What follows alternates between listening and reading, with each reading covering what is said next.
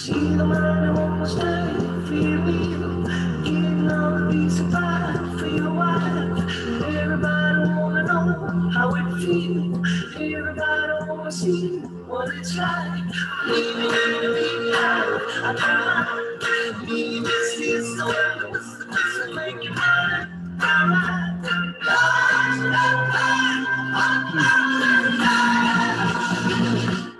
Greenback, blue guy.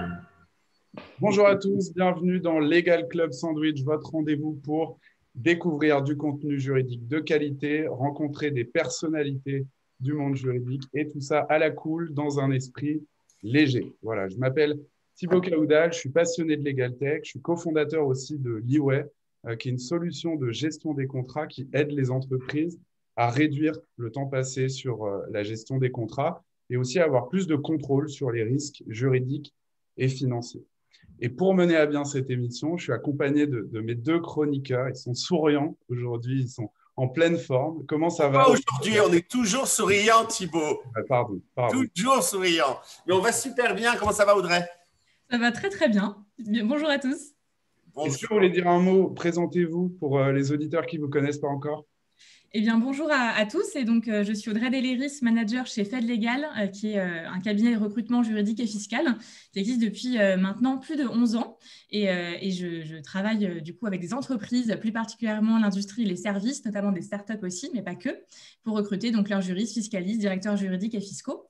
Et à côté de ça, j'ai plein de choses passionnantes à faire, notamment j'anime avec Pierre-Lydie Blandy, ici présent, j'égorge ton nom, le Fleet Network pour French Lawyers in Tech, qu'on a créé il y a maintenant près de 2 ans et qui réunit 270 membres, 272 je crois, de juristes en fait. 300, le 300.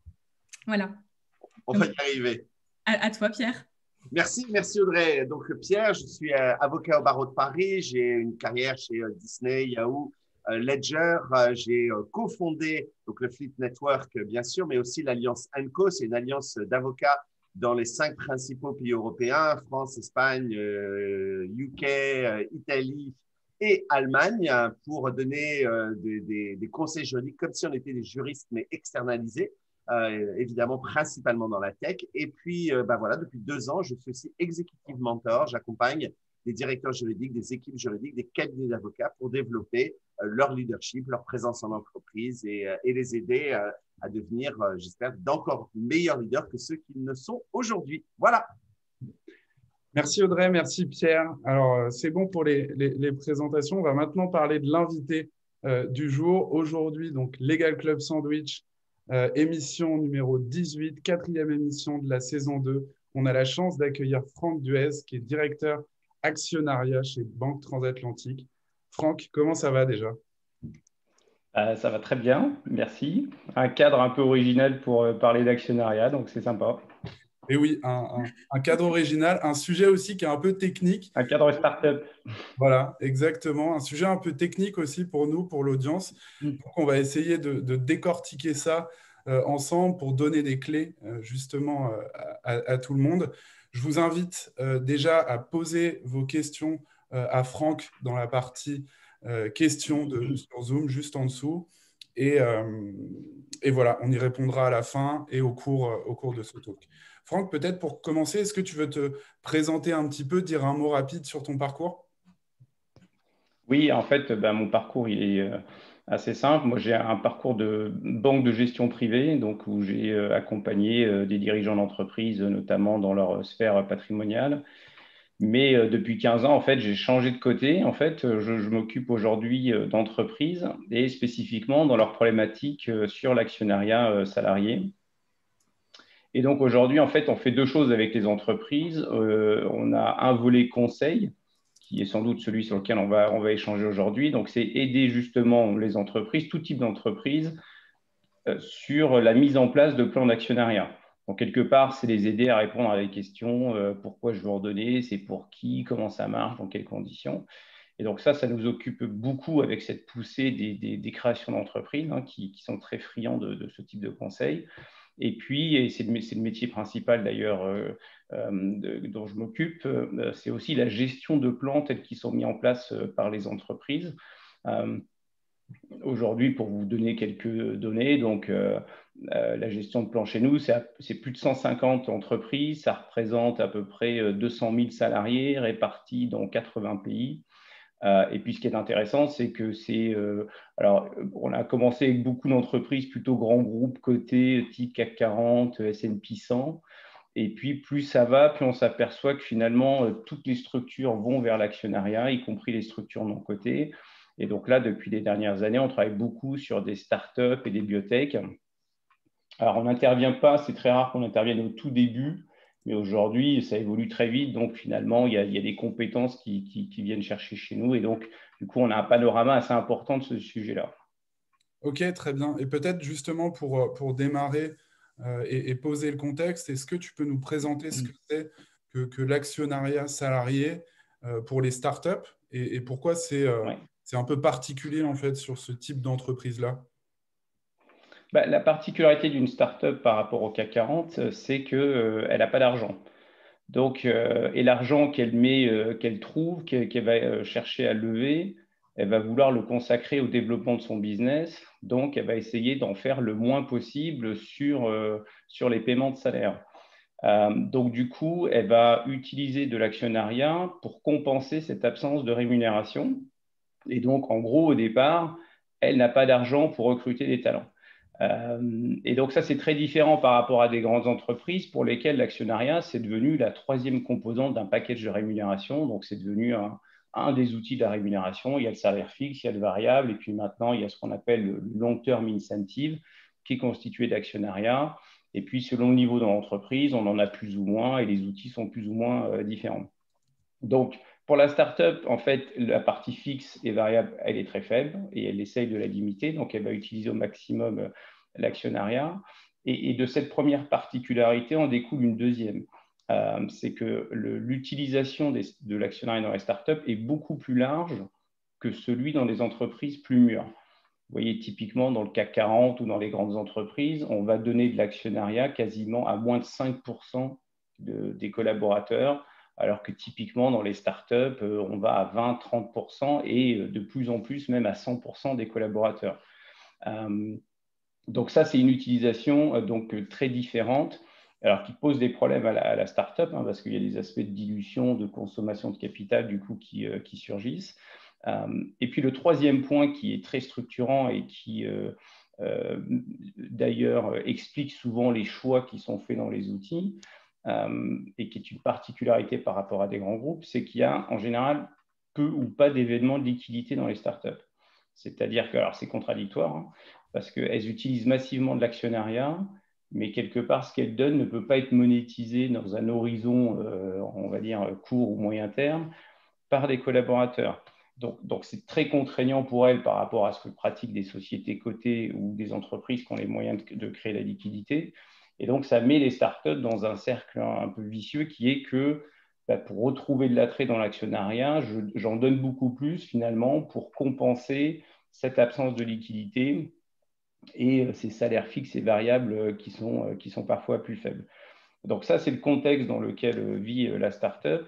Et je dirais que ce qui est intéressant aussi de noter, en tout cas moi, ce que je note depuis les 15 ans que j'exerce dans ce métier, c'est que la typologie, enfin la nature des startups a changé en 20 ans. Vous voyez, par exemple, on parle souvent de BSPCE, tout ça, ça remonte à plus de 20 ans aujourd'hui, c'est de 98, il me semble. Mais à l'époque, les startups, c'était des petites sociétés françaises, 10-15 personnes, et elles restaient à ce stade-là pendant assez longtemps. Alors qu'aujourd'hui, ça a complètement changé. Moi, je vois des startups secrets, elles vont arriver à lever des fonds incroyables, elles se retrouvent tout de suite avec 200 personnes, elles ouvrent 4 bureaux en même temps.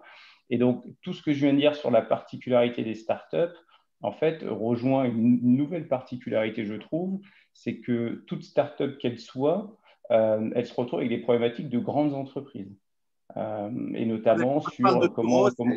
Pardon, je t'interromps, mais quand tu parles de bureau, c'est l'international, c'est-à-dire que c'est plus uniquement franco-français, c'est ça que tu veux dire? Exactement, c'est que très vite, j'ouvre tout de suite un bureau au UK, tout de suite j'ai une antenne aux États-Unis, donc je dois recruter aussi sur place, des talents sur place. Et donc ça, c'est des nouvelles problématiques parce que quel est le market practice sur place? Qu'est-ce qu'ils attendent? Les packages sont très différents. comment ça fonctionne avec mes spécificités françaises. Et en fait, ça, étonnamment, et d'ailleurs, c'est pour ça que nous, on s'est retrouvés à travailler avec beaucoup de startups, c'est que ce sont des problématiques qui sont plutôt aux grandes sociétés et on les voit apparaître beaucoup plus souvent dans les startups. Voilà. Et justement, Franck, est-ce qu'il y a justement un minimum enfin, soit la première levée de fonds, soit un minimum en fait d'employés où vraiment l'actionnariat peut changer là, pour une startup? Alors en fait, il n'y a aucune règle. La problématique, c'est que la startup au départ, c'est un petit capital, donc il n'y a pas énormément de capital à distribuer. Donc elle va jongler entre je lève des fonds, j'augmente mon capital, ces fonds-là, comment je les utilise, parce que j'ai quand même besoin de payer des salaires.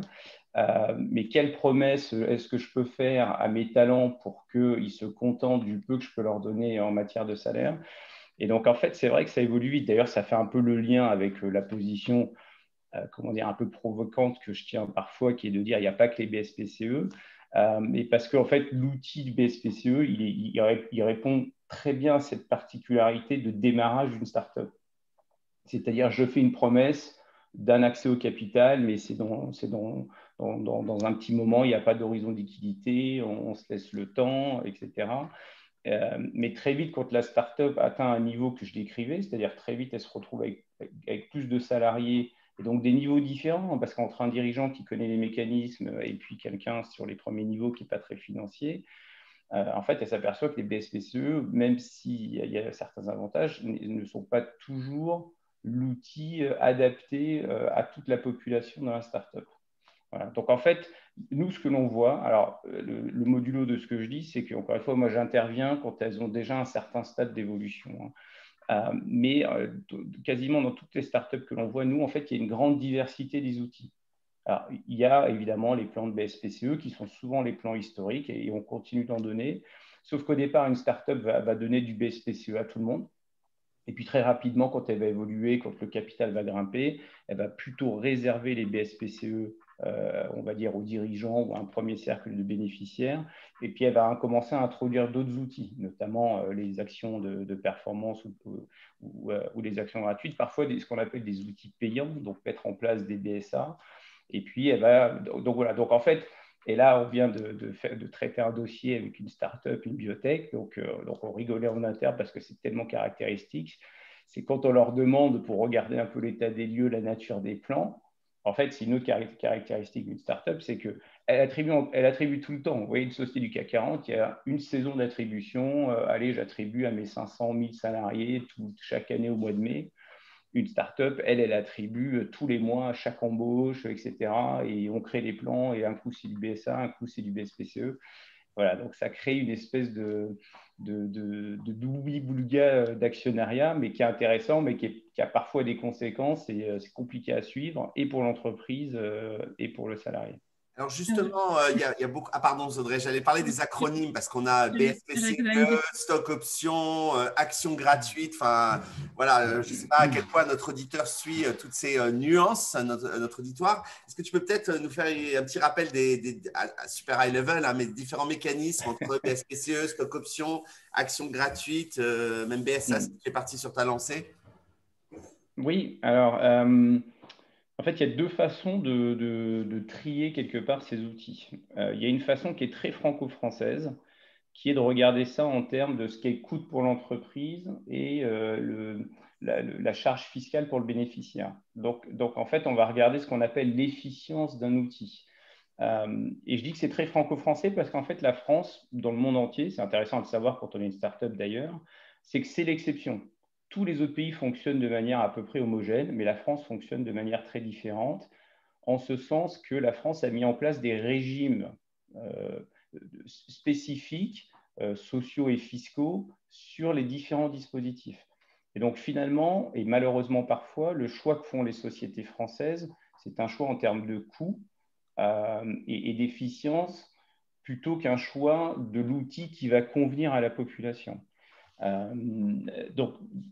Donc ça, c'est une façon de les trier. Et si on les trie en termes de coûts, en fait, et d'efficience, on va se dire que BSPCE, actions gratuites, BSA sont les outils les plus intéressants dans le sens où ils ont un coût qui est très faible, voire zéro pour l'entreprise, notamment pour les BSPCE et les actions gratuites dans certaines conditions. Il n'y a pas de cotisation patronale pour l'entreprise, donc ça en fait un outil intéressant. Et la fiscalité, les régimes fiscaux des bénéficiaires sont des régimes fiscaux très intéressants, puisqu'on est autour de 30% à la fois sur le BSPCE et sur l'action gratuite. Si on est à un certain niveau de salaire, on est dans ces niveaux-là.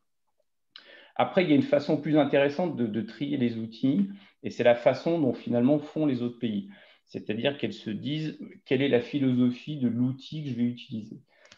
Et donc là, on peut à nouveau regrouper ces outils de manière différente. Donc il y a les BSPCE qui fonctionnent comme des stocks options, comme des BSA. En fait, la philosophie, c'est de dire je vous attribue un accès au capital avec une action qui vaut 100 euros. Et votre gain, c'est la progression future de cette action. Donc, si finalement, dans 3 ans, mon action n'a pas bougé, elle est toujours à 100 euros, bah, je ne réalise pas de gain. Et donc, en fait, quelque part, je suis récompensé sur la valeur que j'ai contribué à apporter à l'entreprise, donc sur une progression future. Et puis, vous avez des outils qui ne sont pas du tout sur la progression du gain, mais qui sont basés sur la valeur de l'action. Et là, c'est je donne une action à 100 euros. Si dans 3 ans, elle vaut toujours 100 euros, bah, moi, bénéficiaire d'une action, bah, j'encaisse 100 euros. Alors qu'on m'aurait donné la même chose en BSPCE, je n'encaisserai aucun gain. Et ça, c'est intéressant parce que, d'ailleurs, c'est une réflexion qui est très faite, qui est très développée dans les grands groupes et pas vraiment dans les startups parce qu'elles sont obnubilées par les coûts. Et donc, par les coûts, on arrive à d'autres décisions. Mais du coup, ça conduit, en termes de logique, c'est que tous les gens qui finalement ont une vraie influence sur le développement de l'entreprise, donc les high performers, les key people, les dirigeants, c'est vrai que c'est un outil intéressant parce qu'ils sont vraiment récompensés sur la performance et le développement de l'entreprise. Par contre, pour que ces gens-là soient performants, ils ont besoin d'autres collaborateurs qui sont moins directement aux commandes de l'entreprise ou qui ont moins d'impact, mais dont le travail de fond est quand même tout à fait important. Et donc, est-ce que ces gens-là, ça soit finalement normal qu'eux soient pénalisés si l'entreprise ne se développe pas? Et en fait, donc la réponse des grands groupes ou des structures un peu plus matures, c'est de dire, bah non, c'est pas normal. Donc, mon sujet, moi, c'est de fidéliser ces gens-là avec un outil qui ne va pas les pénaliser si jamais il y a un retard dans la prise de valeur. Donc, je vais plutôt privilégier des actions gratuites, par exemple, alors que mes dirigeants, eux, c'est leur job. C'est leur job de prendre la valeur à 100 et de l'emmener à 200. Et donc, c'est normal qu'eux, ils soient associés à ça. Voilà, donc c'est un peu comme ça les différences. Après, on peut rentrer dans le détail sur la fiscalité et les coûts. Mais je pense que ce qui est important, effectivement, c'est qu'en France, vous voyez, très schématiquement, il y a 15 ans, c'était que tout le monde faisait des stocks options. Après, on a décidé que les stocks options, c'était pas bien, c'était pointé du doigt, il y a eu un petit problème. Donc, toutes les sociétés sont passées aux actions gratuites. Et en fait, aujourd'hui, la société a évolué et les formes de gouvernance ont changé. Et puis, ce qui s'est passé aussi, c'est qu'il y a énormément de concurrence de talents. C'est-à-dire que les entreprises se battent pour récupérer les talents. Et donc, la conséquence de ça, ça a été une personnalisation de ces packages de rémunération. Donc, on sort, et on est quasiment sorti maintenant, du tout stock option, tout BSPCE, toute action gratuite, et on va personnaliser les packages selon les niveaux, etc. Et on arrive à des choses très extrêmes dans les pays anglo-saxons, où on va même laisser le choix aux collaborateurs, en disant, ben voilà, si tu veux des stock options, des actions gratuites, ou sinon, moi, je te paye en cash, c'est à toi de voir. Et aux États-Unis, ça ne pose aucun problème parce que cash, action gratuite, stock option, pour l'entreprise et le salarié, c'est le même coût et la même fiscalité. Il n'y a qu'en France où on va être parasité dans le choix par le fait que, bah, effectivement, le BSPCE, ça reste un outil redoutable parce qu'il y a zéro coût pour l'entreprise, il y a une fiscalité attractive, mais il est complexe, mais il n'est pas international, mais il ne convient pas à tous les niveaux de collaborateurs. Bon, voilà, et ça, c'est un peu le prix à payer. Mais on le voit, enfin, en tout cas, nous, dans les niveaux de start-up avec lesquels on travaille aujourd'hui, on constate maintenant que même à ces niveaux-là, les entreprises commencent à utiliser différents outils. C'est intéressant justement, Franck, de parler de ça. Toi, tu travailles avec des startups. Est-ce que tu peux nous dire un peu quel est le rôle des juristes et de la direction juridique dans la mise en place de ces plans, en tout cas de ce que tu vois de ton point de vue? Peut-être aussi Oui, alors, un petit point sur les écueils à éviter, parce qu'on a beaucoup de juristes qui nous écoutent, je vois. Donc, les bourdes à ne pas faire ou les choses à penser à faire dès le début par rapport à ton expérience et de ce que tu as pu voir. alors le conseil que je peux donner, il est en général un petit peu en amont. C'est vrai que le directeur juridique, c'est souvent notre interlocuteur dans les startups. Alors, quand il y a un directeur juridique, c'est qu'elle a déjà atteint un certain niveau de développement. Et donc, c'est tout à fait conforme à ce que je disais, c'est que les questions se posent différemment. Jusqu'à un certain stade, très franchement, il n'y a pas de questions à se poser. C'est du BSPCE en France, du stock option à l'étranger. Arrivé à un certain stade, on peut se poser les questions différemment. Et c'est là où peut-être, comme le directeur juridique est souvent celui qui prend en charge ce sujet, c'est là où il peut se dire, il peut se poser la question, il peut faire en fait ce qu'on fait nous en termes de structuration, c'est de se dire, bon, est-ce que le BSPCE, c'est le bon outil pour tout le monde? Comment va évoluer la société dans les quelques années? Quel type de collaborateurs je vais avoir besoin? Donc, finalement, quels sont les bons outils que je peux mettre à ma disposition sans que ce soit forcément que des BSPCE, par exemple? Et l'écueil, c'est effectivement aussi souvent dans les plans, mais bon, c'est un peu lié aussi à la nature des sociétés, c'est que les plans dans les startups sont parfois décourageants pour les collaborateurs.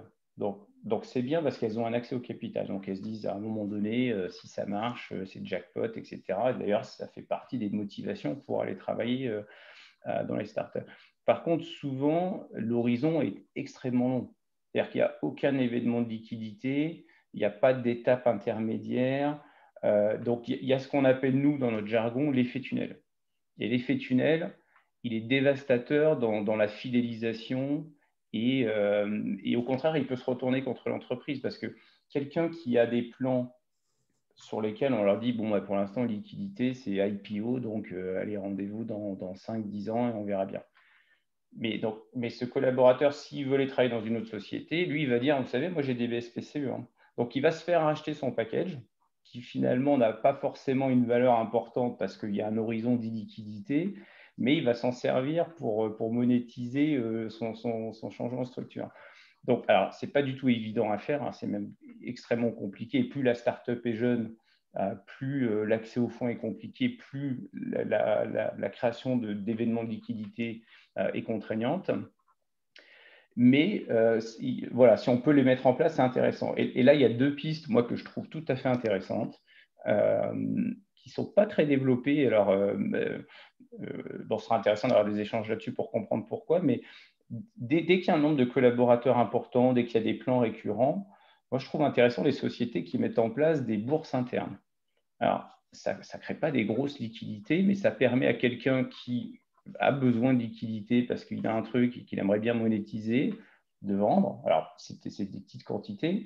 Et puis, ça permet à ceux qui n'ont pas eu assez de BSPCE ou d'actions gratuites de dire, ben, moi, je veux bien les racheter parce que pour le coup, moi, je n'ai pas besoin d'argent, je suis plutôt investisseur. Et en fait, on arrive à créer maintenant comme ça des bourses internes. Alors, il faut une certaine taille, il faut un certain volume. Mais voilà, ça, c'est typiquement des idées qu'on peut prévoir à l'origine. Et au niveau du directeur juridique, c'est de se dire, bah, tiens, si j'émets des plans en actionnariat, il y a peut-être un volume critique à atteindre qui permettra justement de mettre en place ce type de dispositif derrière. Est-ce que tu dis... Un autre point aussi, excusez-moi, juste pour compléter là-dessus, c'est qu'il y a aussi un truc qui me surprend. Alors, mais ce n'est pas une critique que je fais, je le constate, mais je ne l'explique pas toujours. C'est ce que je disais tout à l'heure, c'est qu'il n'y a pas de régularité dans les startups d'attribution. En général, j'attribue au moment de l'embauche et puis après, il n'y a plus rien. Alors que, vous voyez, dans les pays anglo-saxons, au contraire, on va peut-être moins attribuer à l'embauche. Par contre, on va faire des attributions régulières avec des prix d'exercice si on est sur des BSPCE un peu différents. Ou si c'est des actions gratuites, ben, on décale la période de vesting, donc on fidélise de plus en plus longtemps. Vous voyez, il y a ces mécanismes-là qu'on constate moins chez les startups françaises.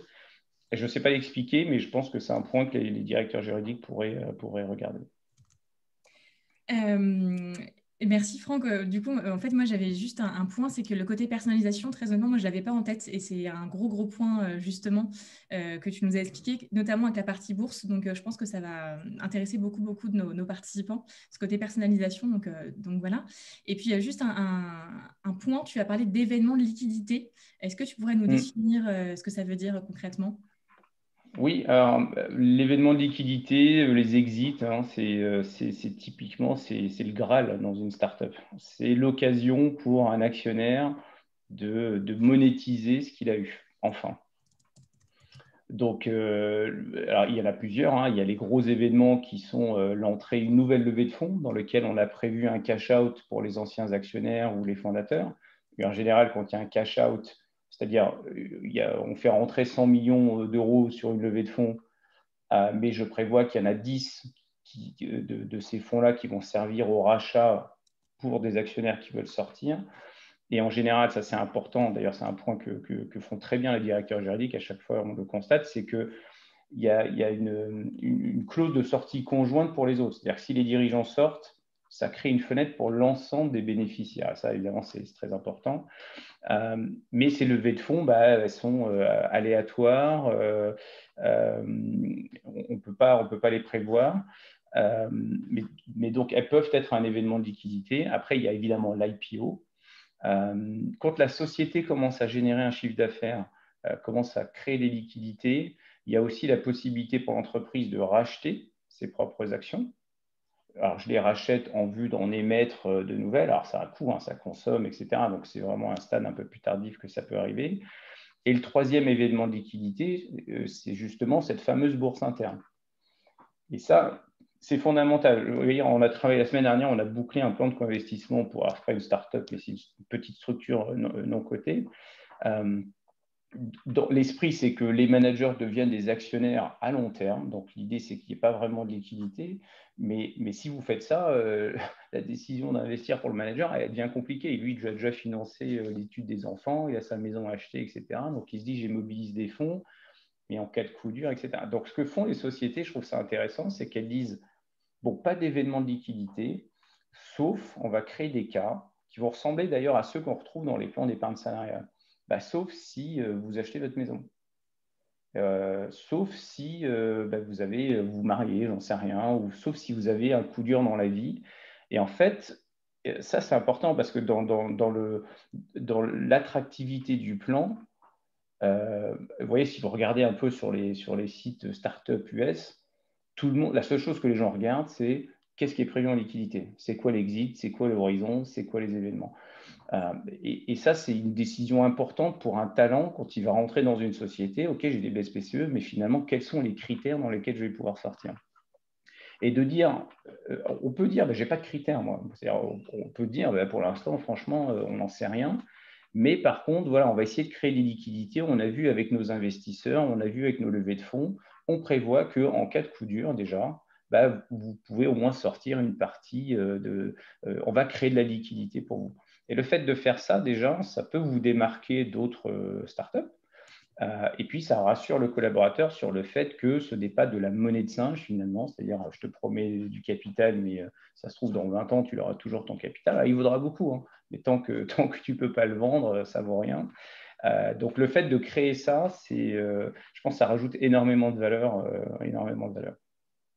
Et ce n'est pas qu'une problématique des startups, hein, parce qu'il y a un gros mouvement qui se crée en France sur toutes les sociétés non cotées, qui comprennent que pour être compétitif, attirer les talents ou les dirigeants, il faut ouvrir le capital, parce que dans les sociétés non cotées, il y a ce qu'on appelle le plafond de verre. En général, c'est une société familiale. Quelqu'un qui rentre, il sait qu'il n'aura jamais accès au capital. Boum, je me tape la tête dans le plafond parce que c'est réservé à la famille. Boum, je me tape la tête dans le plafond. Donc c'est typiquement cette problématique-là. Donc, un, ouvrir le capital, c'est une bonne décision. Deux, créer de la liquidité. Et là, il se passe un truc tout à fait intéressant. C'est que si la startup ou la structure non cotée arrive à bien gérer sa liquidité, ouvrir son capital, avoir des plans qui sont compétitifs, en fait, du coup, elle va avoir un plan qui sera encore plus compétitif qu'une société cotée. Pourquoi? Parce que l'inconvénient d'une société cotée, c'est qu'elle a tout l'aléa du marché. Alors, nous, on a beaucoup de biotech, je ne sais pas pourquoi. Donc, certaines maintenant sont cotées. Mais elles nous disent, c'est pas possible, quoi, le marché comprend rien, notre prix il fait comme ça, il est en dents de scie. Donc, nous, en interne, on dit à nos collaborateurs, c'est génial, mais le cours vient de plonger de 15%. Oui, et ça, ces effets-là, dans une structure non cotée, ben, vous ne les avez pas en général. C'est plutôt un long fleuve tranquille d'une progression voilà, régulière et récurrente. Donc, si la startup, la structure non cotée arrive à traiter un peu tous ces sujets qui lui sont propres, elle se retrouve avec des plans qui sont, à mon avis, beaucoup plus intéressants que sur des structures cotées. Merci, Franck. Sujet, on l'avait dit, très riche. On l'avait prévu. Il y a d'ailleurs beaucoup de questions. Et on va les prendre. On débordera peut-être un peu parce que vous êtes très inspirés aujourd'hui. Énormément de questions. Mais on a tout noté pour y répondre. On passe aux chroniques. Mais quelle fête! Allez, jingle pour tous les nouveaux. Il y a des jingles et voici celui d'Audrey.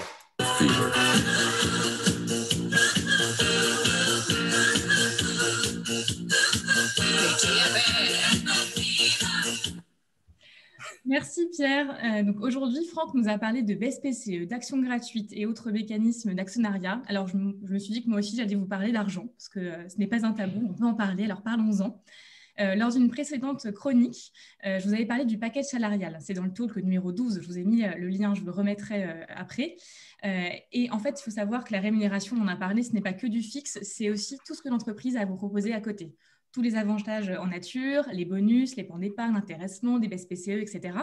Et c'est d'ailleurs une question que les candidats me posent très souvent en entretien quand je leur propose une offre. Qu'est-il prévu en plus de la rémunération fixe ?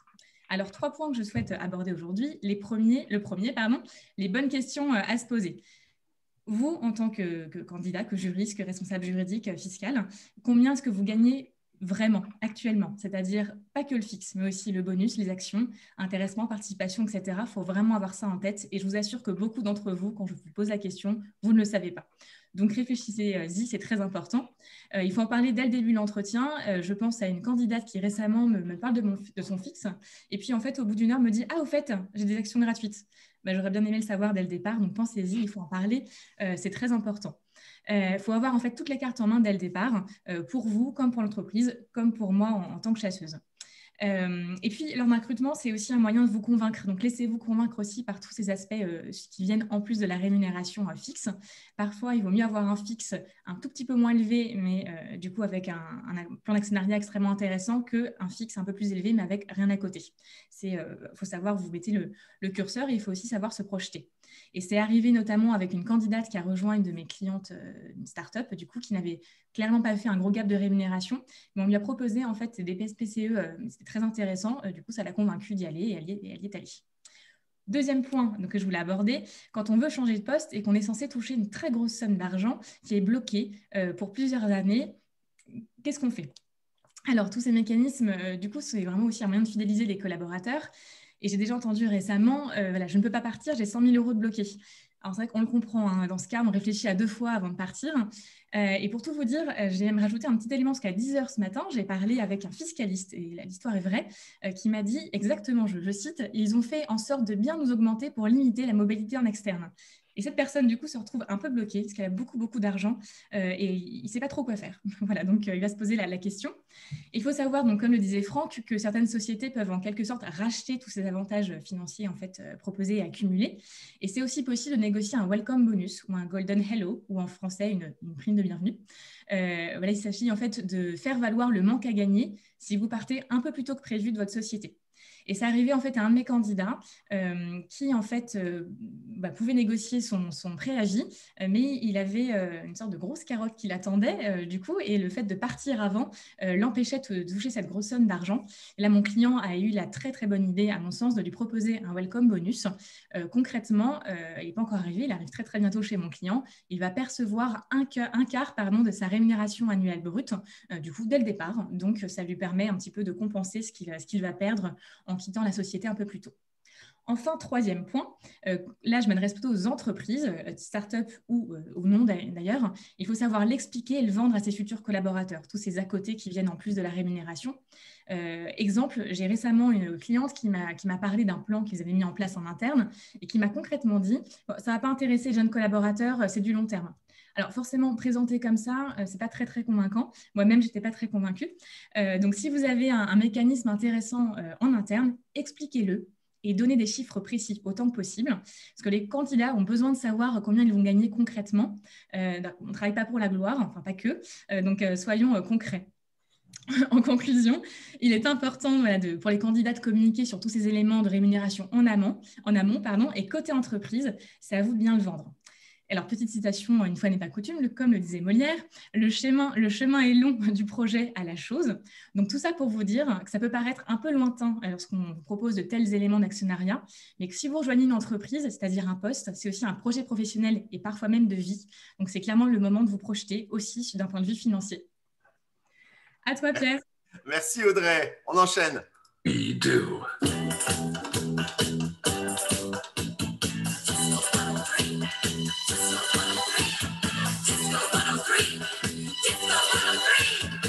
Je rigolais tout seul, Franck, parce que je ne sais pas combien de banquiers de la Banque Transatlantique nous avons qui nous écoutent aujourd'hui, mais je pense que ça doit les changer. Donc, on leur dit bonjour à tes amis banquiers. Bienvenue à Club Sandwich et nos jingle disco. Je crois que j'ai bloqué la messagerie. Oui, je pense que tu vas l'entendre parler, Franck, mais c'est pas grave. Aujourd'hui, moi, je vais vous parler des réunions. C'est un sujet finalement qui touche beaucoup de monde, et je vais donner quelques trucs pour organiser une réunion efficace. Parce que j'ai lu une statistique, c'est ça qui m'a motivé à parler de ça aujourd'hui, qu'un cadre passe 16 ans de sa vie en réunion, en moyenne 3h07 par jour. C'est une étude qui vient d'une société qui s'appelle Perphony, qui est spécialiste dans la gestion performante de réunions, et j'hallucine quoi. 16 ans de sa vie en réunion, rien que ça se donne envie de faire les réunions de manière différente. Alors, il y a de nombreux facteurs pour rater une réunion. Ça ne commence pas à l'heure, il y a trop de gens dans la réunion, on ne sait pas d'ailleurs ce qu'on y fait, on est dedans, il y a des gens qui monopolisent la discussion, on les connaît, on vous connaît. Bref, il faut revenir aux basiques pour rendre des réunions efficaces. Donc, pour commencer, il faut se poser la question, est-ce que la réunion elle est vraiment nécessaire ? Et il y a des sociétés, on en a parlé dans Legal Club Sandwich, qui ont proscrit presque complètement les réunions. C'est notamment le cas de Alan, et Marion Bergeret nous en a parlé. Donc ça, c'était dans la saison 1, épisode 5, et Audrey va vous envoyer le lien. Et puis après, il y a des outils collaboratifs qui peuvent être utiles et qui évitent aussi les réunions, comme vous les connaissez, Slack, Teams, etc. Mais enfin, si la réunion doit vraiment avoir lieu, voilà les 5 règles d'or. La première, d'ailleurs, ce n'est même pas une règle, c'est tout le début. Je dis ça en anglais parce que ça fait mieux, c'est mon côté Jean-Claude Van Damme. Positioning is everything. D'accord? Donc ça, c'est-à-dire que on commence la réunion déjà, pourquoi est-ce qu'on est là? On va avoir besoin d'un esprit collaboratif aujourd'hui. Le but de cette réunion, c'est de trouver des solutions. Il va falloir trouver une solution commune validée par tous, ou dans cette réunion, tout le monde doit participer, ou la réunion est faite pour ceci, elle n'est pas faite pour cela. Donc ça, c'est déjà très important. Bon, idéalement, on va quand même envoyer un ordre du jour. De quoi allons-nous parler? Si vous n'êtes pas capable de définir cela et vous n'êtes pas capable d'avoir un ordre du jour, est-ce que la réunion devrait vraiment avoir lieu? Après, mettez un rythme à la réunion. En chef d'orchestre, portez-vous le garant de la réunion. Donnez un timing à chaque sujet. Vérifiez qu'on reste dans le thème. Quel est l'objectif de ma réunion dans cet ordre du jour? Est-ce qu'il y avait un autre moyen d'atteindre cet objectif? Quels sont les contenus abordés? Dans quel ordre? Une fois que c'est fait, vous avez votre ordre du jour et vous pouvez du coup commencer à envoyer cet ordre du jour. La réunion arrive, alors où est-ce que vous allez la faire? Est-ce que c'est important de la faire en présentiel, en vidéo? Quelle est la durée? Rarement plus d'1 heure la durée parce qu'on sait que très rapidement, les gens décrochent. Vous voyez, Club Sandwich, c'est 45 minutes. Et on évite la réunion trop tôt le matin. Les enfants nés à l'école, les embouteillages. On évite la réunion juste après le déjeuner parce que la digestion après le déjeuner, on la connaît. Club Sandwich, c'est à 12h, à 12h45. On sait que vous attendez qu'on ait fini pour aller manger. Voilà, on essaie d'avoir un scribe et puis surtout, pas de téléphone, pas d'ordinateur, pas de tablette, pas de montre connectée, tout ça. Parce que si les gens sont sur leur tablette, que font-ils à la réunion? Donc, soit on est à la réunion, on a quelque chose à y faire, soit on est sur sa tablette. Et dans ce cas-là, en bon leader, on demande à la personne de sortir de la réunion, sinon ça ne sert à rien. Quelles sont la troisième chose nécessaire? Les participants à la réunion. Qui est invité? Sur quels critères? Ont-ils réellement besoin d'être là? On peut tout à fait envisager que certaines personnes ne soient présentes que pour une partie de la réunion et après, on leur dit qu'ils peuvent sortir. On adopte une communication sur mesure. On pense au mode de communication des uns des autres. Et pour ça, on peut utiliser ProcessCom, qui est un modèle génial dont on a parlé. Et ça, c'est de la synergie dans l'épisode 2 de la saison 1 avec l'India le Sauvage. Je vous invite à le regarder pour comprendre un peu ce que c'est que la ProcessCom. On regarde le verbal, le non-verbal des participants. On indique, si possible, en amont aux participants sur quel point ils vont participer pour donner leur avis ou leur expertise, tout ça dans l'ordre du jour. On utilise indice numéro 4, conseil numéro 4, des modes d'animation variés. On fait attention à Dev to PowerPoint, les PowerPoint de 150 slides, pas idéal. On s'arrange plutôt en tant qu'organisateur de la réunion pour faire circuler la parole. Il ne faut pas qu'il y ait un seul interlocuteur qui monopolise la parole. On privilégie des réunions courtes. On fait varier les supports de présentation. On fait intervenir les uns les autres. Il ne faut pas que quelqu'un reste plus de 10 minutes sans parler. Ça c'est juste pas possible. Si un sujet doit être approfondi et qu'on sent que ça diverge, on propose d'en parler avec les gens concernés à part. On n'essaie pas de se faire hijack, kidnapper sa réunion. Il n'y a rien de pire parce que certains, du coup, lâchent complètement l'intention. Et enfin, dernier conseil, on rédige un compte-rendu. On indique les décisions prises, ce qu'on doit faire pour la prochaine fois. On envoie ce compte-rendu dans les 24 heures maximum. Idéalement, on le fait en même temps comme Audrey, moi et Thibaut qui vous parlons en même temps de la réunion et vous donnons plein de conseils. On indique les points en suspens, on les reprend à la réunion suivante et surtout, on remercie les participants et je vous remercie tous d'avoir écouté avec attention cette chronique et je donne la parole à mon ami Thibaut. Merci Pierre. Quelle énergie, super chronique tous les deux. On va passer aux questions, on en a beaucoup aujourd'hui, donc on va essayer de tout traiter, on va faire le maximum, on vous promet. Peut-être pour commencer, Franck, on a assez peu parlé des outils. Est-ce que tu connais des outils qui peuvent être utilisés par les directions juridiques justement pour gérer l'actionnariat salarié? Alors, gérer, ça veut dire, il y a plusieurs niveaux. En fait, une particularité d'une startup et en fait, finalement, toute entreprise non cotée, c'est que son registre est détenu par elle-même. Donc, en fait, il y a d'office, structurellement, un effet boîte noire. Donc, je dirais qu'il y a des outils pour aider la startup à gérer. Il en existe beaucoup. Il y en a plein aujourd'hui dans le SaaS, ce qu'on appelle les outils de suivi, CapTable, les Equify, etc. sont vraiment des solutions bien adaptées à ces structures-là. Mais il faut aussi penser à des outils qui permettent aux bénéficiaires de plans de voir ce qui lui a été attribué. Parce que justement, déjà les horizons sont loin, les outils sont parfois complexes, il y a peu de communication, pas d'exit, etc. Donc, une bonne façon de montrer quand même la valeur de ce qu'on a attribué, c'est à travers un outil que le collaborateur puisse avoir un accès, voir sa position, revoir son calendrier, accéder à ses documents. Et là, des outils, il en existe beaucoup. Je pense que des outils type SaaS fonctionnent très bien pour des sociétés, justement, quand il y a peu d'exit, peu d'événements, parce qu'en fait, ça permet à l'entreprise de bien suivre son capital et ça montre, ça permet aux collaborateurs de visualiser ses plans. Je pense que dès qu'on arrive à une taille un peu plus importante, quand il y a du cash-out, quand vous avez des bénéficiaires hors de France, il y a des problématiques de flux qui apparaissent, de détention de titres. Et je pense qu'après, il y a des outils qui sont peut-être plus adaptés à ces structures-là. Et vous voyez, typiquement, dès qu'une structure est grande, elle a délégué sa tenue de registre, donc à un spécialiste de la tenue de registre, et elle a délégué la gestion de ses plans à un établissement. Et la puissance de ces offres-là, c'est à la fois de permettre de gérer les plans, donc mettre à jour les bases, les actionnaires, etc., mais c'est aussi valoriser les plans à travers la mise à jour des positions pour les collaborateurs. Ok, ouais, donc il y a des outils qui existent et après, il va bien falloir réfléchir à ces outils en fonction de la taille et de l'état d'avancement de l'entreprise. Forcément, il y a plusieurs choses à prendre en compte. Oui, et puis il y a vraiment une étape intermédiaire. Au tout départ, c'est un cahier Clairefontaine ou un fichier Excel. Donc ça, en général, on tire cette corde-là jusqu'au bout. Et après, il faut se professionnaliser. Là, il y a des beaux outils SaaS, notamment, qui existent, qui sont très, très bien et qui permettent vraiment à la société d'être accompagnée pendant encore un bon moment. Et après, au-delà de ces outils SaaS, il faut une connexion sur des chaînes titres, il faut de la fiscalité, il faut gérer les flux, les devises. Donc après, il y a encore un troisième niveau d'outils.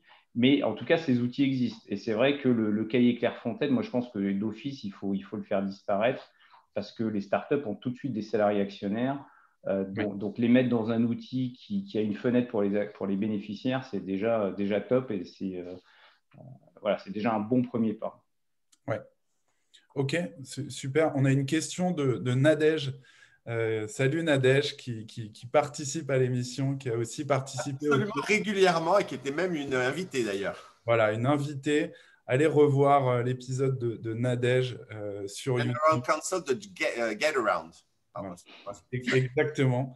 Nadège, elle nous demande, est-ce que les BSA peuvent avoir un prix d'exercice fixé à l'avance comme les BSPCE? Oui, tout à fait, c'est le même principe. En fait, le BSA, c'est un stock option ou un BSPCE que l'on va vendre aux collaborateurs. Alors, je sais que c'est que des juristes, donc ils vont hurler quand ils vont entendre ça, donc je schématise. Mais donc, le BSA, c'est une valeur mobilière qu'on vend aux collaborateurs. Il doit être vendu à sa valeur réelle, c'est-à-dire que selon le niveau de l'entreprise et sa valeur, le BSA aura un prix qui se situe entre 8 et 15-20% de la valeur de l'action. Mais il a un prix d'exercice. Et le prix d'exercice, un peu comme les BSPCE, le stock option, en général, il est fixé en prenant référence le cours de l'action au moment où je vends le BSA. Mais par contre, pour justement baisser la valeur du prix de vente du BSA, ce que l'entreprise peut faire souvent, c'est augmenter le prix d'exercice. Vous voyez, dans les BSPCE, dans les stock options, c'est pareil, vous pouvez tout à fait aller au-delà de la valeur qui est prévue. L'État, la réglementation fixe une valeur minimum, mais on peut toujours augmenter la valeur. Et la raison pour laquelle les sociétés le font, dans les grands groupes cotés, c'est de baisser la charge IFRS sur ces plans. Bon, c'est une charge comptable qui ne concerne pas forcément les structures non cotées. Mais quand on vend des BSA, ce qui est un très bon outil, dès qu'une start-up a un certain stade d'évolution, il faudrait une autre séance pour en parler, mais c'est un outil que j'aime beaucoup, même si il faut faire vraiment attention parce que les autorités fiscales regardent et scrutent et ont tendance à vouloir requalifier un peu les gains qui sont faits en traitement SAR. Donc, il faut être bien entouré par des avocats qui connaissent bien le sujet, mais sinon, ça reste un bon outil. Et effectivement, l'intérêt de cet outil, c'est qu'on peut dire, je t'offre aujourd'hui des BSA, l'action vaut 10, le prix d'exercice est à 10, mais je t'en offre d'autres où le prix d'exercice est à 15, à 20, etc. Et donc, en fait, vous accompagnez comme ça la valeur de l'action.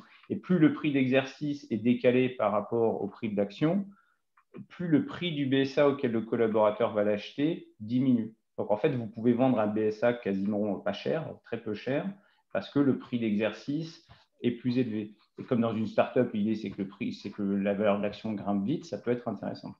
Et juste vraiment, là, ça me fait penser à ça, je pense que c'est un sujet intéressant, c'est qu'aujourd'hui, il y a beaucoup de jeunes, beaucoup de talents veulent aller dans des sociétés, dans des startups, ou intégrer certaines structures non cotées. Et ils sont prêts à y aller à tel point qu'ils sont prêts à investir dans la structure. Donc, c'est vrai que souvent, les startups sont focalisées sur ce qu'on appelle, nous, les outils gratuits, c'est que je donne. Et ça, c'est vrai qu'au départ, quand on ne connaît pas la startup, on ne connaît pas le projet, machin, bon, on ne peut pas faire autre chose que de donner des outils, des stock options, des BSPCE. Mais arrivé à un certain stade où la startup commence à attirer les regards, on commence à savoir qu'il y a du potentiel, vous pouvez attirer les talents en leur disant, bon, moi, je ne vais rien te donner gratuitement, par contre, je vais te vendre quelque chose qui va te permettre d'entrer au capital et dans des conditions intéressantes. Typiquement, le BSA ou ce qu'on appelle des schémas de co-investissement commencent à être pertinents pour ces structures-là. Et là, le système change parce que c'est plus je cherche à attirer les talents, c'est que tout le monde a envie de venir chez moi. Et donc, c'est aussi une façon de faire rentrer des fonds propres, puisque quand les gens achètent un BSA ou l'exercent, c'est de l'argent qui rentre dans le bilan de l'entreprise. Oui, tout à fait. Il y a une autre question de Hervé qui nous demande qu'en est-il d'un plan d'actionnariat salarié dans une entreprise qui est présente dans plusieurs pays et pas que en Europe? Sujet qu'on a un petit peu abordé tout à l'heure. Alors, encore une fois, il faut être très conscient. C'est une seule chose que les gens qui sont à l'international doivent retenir, c'est que la France, en gros, c'est l'exception. Une grosse problématique à l'international, c'est que le fait générateur du gain ne va pas être le même qu'en France. Par exemple, en France, si je vous attribue des actions gratuites, vous avez un vesting de 3 ans, on vous livre les actions gratuites, ça ne déclenche pas d'impôt pour le bénéficiaire et il n'y a pas de traitement obligatoire à faire par l'entreprise. Dès que vous êtes en dehors de France, Ce n'est pas du tout ça qui se passe. Donc, les actions gratuites peuvent être un piège à l'international sur une structure non cotée et pas liquide. Pourquoi? Parce que vous attribuez des actions gratuites à un bénéficiaire en Allemagne, par exemple. Au moment où il va acquérir les actions, on va lui les livrer, mais il n'y a pas de liquidité. Donc, il les reçoit, mais il ne peut pas les vendre. Par contre, en Allemagne, la législation a dit, oui, mais tu es devenu propriétaire des actions, tout ça, ça vaut 50 000 euros. Donc, moi, l'impôt sur les 50 000 euros, c'est maintenant que tu me le payes. Et la société a même une obligation d'aller retenir à la source son impôt là-dessus. Donc, en fait, vous mettez le collaborateur dans une situation où vous lui avez livré des actions, mais il ne peut pas les vendre. Par contre, lui, il doit tout de suite payer de l'impôt. Il n'a peut-être pas le cash pour le faire. Et donc, le plan se retourne contre lui. C'est-à-dire que non seulement il a payé de l'impôt sur une valeur de l'action au moment de l'acquisition, mais si jamais la boîte repart à la baisse, ben, il aura payé de l'impôt sur une valeur plus haute. Donc, il prend un risque à payer l'impôt. Donc, c'est pour ça qu'en fait, le conseil que je donne là-dessus, c'est que il faut regarder les pays dans lesquels vous allez, regarder le market practice de ce qui se fait, et puis ne pas hésiter à avoir des outils différents pour ces pays. Ouais, typiquement, aux États-Unis, sur les startups, on va donner des stock options, et pas n'importe quelle stock option. On va donner ce qu'on appelle des qualified stock options, des ISO, qui sont des stock options avec une fiscalité un peu particulière, qui justement ne déclenchent pas de fiscalité au moment de l'exercice. Et donc, ils se retrouvent à nouveau comme la France et qu'on décale la fiscalité au moment où je vendrai les actions, donc au moment où j'aurai la liquidité. Donc, en fait, il faut être très attentif parce que si on regarde tout ça avec dans notre prisme français, eh ben, on peut faire un truc qui est catastrophique sur l'impact du bénéficiaire.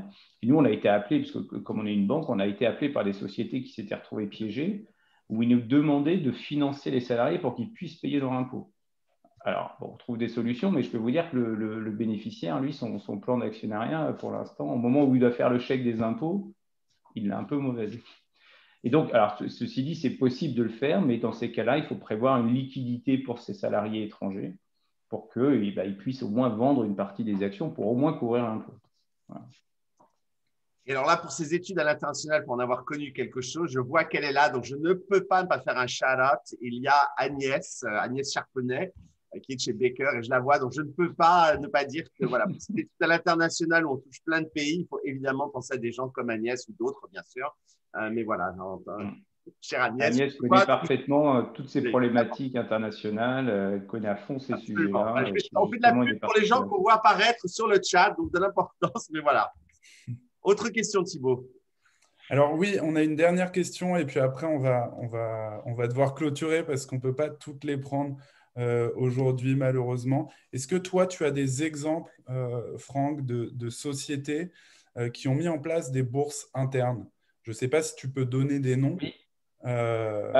Les noms, ça me gêne un peu, mais oui. Alors, pas forcément des…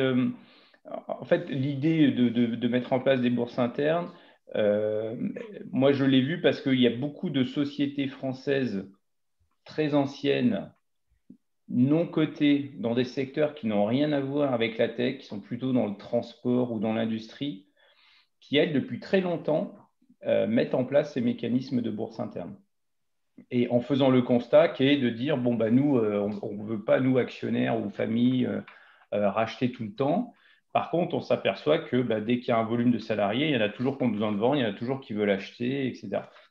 Et en fait, on voit et on constate maintenant que dans les startups qui atteignent un certain niveau de développement, où l'actionnariat commence à représenter une part importante, qui commencent à s'interroger là-dessus. Et nous, on a 2 cas de sociétés qui lancent une bourse interne. Alors, petit challenge d'ailleurs, parce que une bourse interne, c'est quoi? C'est répliquer un marché financier. Hein. C'est répliquer la bourse à Paris, mais à l'échelle de la société.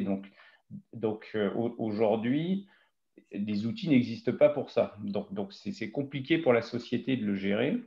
Mais je pense que l'écosystème va s'adapter très vite. Mais c'est super intéressant parce que vous retirez de l'univers non coté le frein majeur qui est l'absence de liquidité. Et donc là, alors aux États-Unis, ça marche bien ces trucs-là, parce qu'aux États-Unis, vous savez que contrairement à ce qui se passe en France, une start-up, elle peut donner des stock options à ses conseils, à ses prestataires, etc. Donc en fait, elle a créé un vrai écosystème. Donc créer des bourses d'échange comme ça marche bien. En France, ça reste réservé aux salariés. Alors, avec la loi Pacte, ils ont élargi un certain nombre de choses, mais ça reste quand même assez confiné, d'où le besoin d'une taille critique. Mais oui, nous, on a 2 cas de start-up, alors avec déjà, effectivement, qui ont bien grossi. Hein. Il y en a une qui est une licorne, qui mettent en place ces choses-là, mais on voit que ça descend. En fait. Et en fait, nous, ce qu'on constate aussi, parce qu'on est amené à financer parfois des gens qui investissent dans les sociétés, on est toujours extrêmement frappé de l'avidité des salariés dans les startups de monter dans le capital. C'est-à-dire qu'en fait, on leur donne des PSPCE, mais il y en a beaucoup, si vous leur demandiez s'ils seraient même prêts à en acheter, ben, ils achèteraient. Et ça, c'est vraiment propre. En fait, pour quelqu'un rejoint une startup, c'est vrai qu'il y a cette perspective d'enrichissement, mais en général, il y a le projet, il y a le cadre, et ces gens-là sont extrêmement friands et ont envie d'aller plus loin dans le capital. Alors du coup, si on fait une bourse interne, on pourrait se retrouver qu'avec des acheteurs, mais n'empêche, c'est génial parce que c'est quelqu'un qui a besoin de vendre pour une urgence ou quoi que ce soit, il va tout de suite trouver des acheteurs et une liquidité. Et ça revalorise énormément les points. Merci Franck, je trouve que ça clôture bien tout ce qu'on vient de se dire aujourd'hui, c'est-à-dire qu'il existe autre chose que uniquement les BSPCE, il y a plein de stratégies différentes qui peuvent être mises en place et on voit aussi que c'est un sujet qui est complexe, qui est riche, donc si vous avez des questions à poser à Franck, on n'aura pas pu tout poser malheureusement aujourd'hui.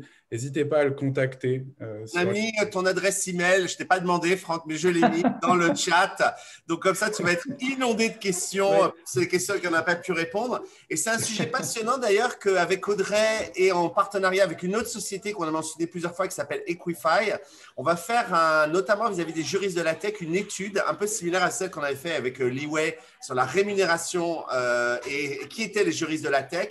Avec Audrey, dans le cadre de Fleet Network, French Lawyers in Tech, et en partenariat avec Equify, on va faire une grande étude sur l'actionnariat salarié dans les startups et on communiquera dès qu'elle sera faite, cette étude, et qu'on aura les résultats sur LinkedIn et tous les bons réseaux sociaux. Voilà, ça c'était pour ce qui arrive. Et dans 15 jours Dans 15 jours, on sera le 1er avril et ce n'est pas une blague, on sera encore là avec Audrey Morin qui est en fait Group Compliance Director chez Schneider Electric et on parlera compliance, mais on vous en dira plus très très vite. En tout cas, on vous retrouve dans 15 jours et un grand merci à Franck et merci à tous. Et Thibaut, je te laisse la parole. Et inscrivez-vous à Club Sandwich, on vous renvoie le lien. Inscrivez-vous. Jingle, Pierre. Jingle, j'ai envoyé le lien Club Sandwich et je balance le jingle. Hop, tac, tac, c'est parti, jingle. À dans 15 jours.